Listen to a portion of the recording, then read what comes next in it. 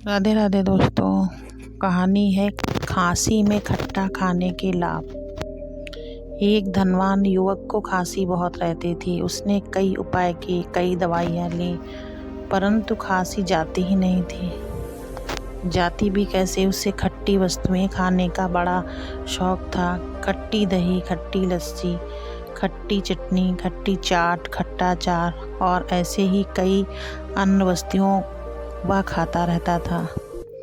खांसी कैसे ठीक होती? एक दिन वह वैद्य के पास गया और बोला, वैद्य जी, मुझे बहुत खांसी रहती है, क्या आप मेरा इलाज करेंगे? वैद्य जी बहुत अनुभवी थे।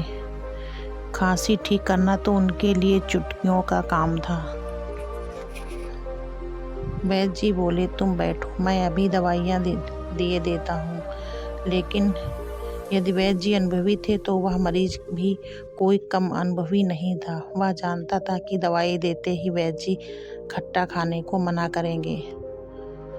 तो इससे पहले कि वैद्य जी कुछ कह पाते, वह बोला, मैं आपकी दवाई तो अवश्य ले लूँगा, पर एक शर्त है, मैं खट्टी वस्तुएं खाना बंद नहीं करूँगा। वैद्य जी समझ गए कि यह व्यक्ति जीभ का चटोरा है।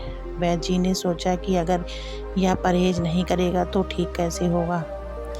आखिर वैद्य जी हंसकर बोले कि खट्टा खूब खाना, मैंने तुम्हें कब रोका है? फिर खट्टा खाने का तो मज़ा ही कुछ और है। अगर खांसी हो और खट्टा खाएं तब तो लाभ ही लाभ, इसमें नुकसान ही क्या है?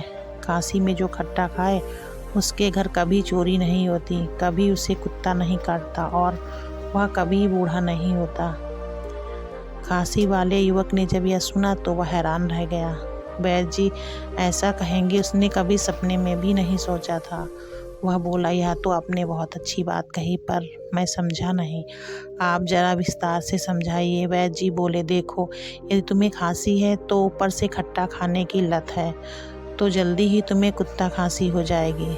तब तुम रात भर कुत्ते की तरह खांसते रहोगे, स्वयं भी जागोगे और घर वालों को भी जगाए रखोगे।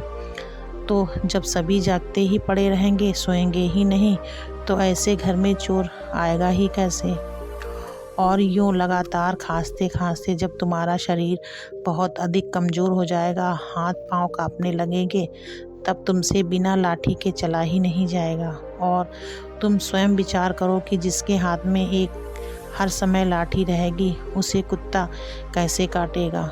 फिर जब खांसी से तुम्हारे फेफड़े बिल्कुल ख़त्म हो जाएंगे और शरीर सूख कर कांटा हो जाएगा, तब तुम इस जवानी में ही मर जाओगे। तब तुम्हारे लिए बुढ़ापा आएगा ही कैसे? तो खांसी में तो खट्टा खाना बहुत ही लाभदायक है। यह सब सुनकर वह युवक रोने लगा।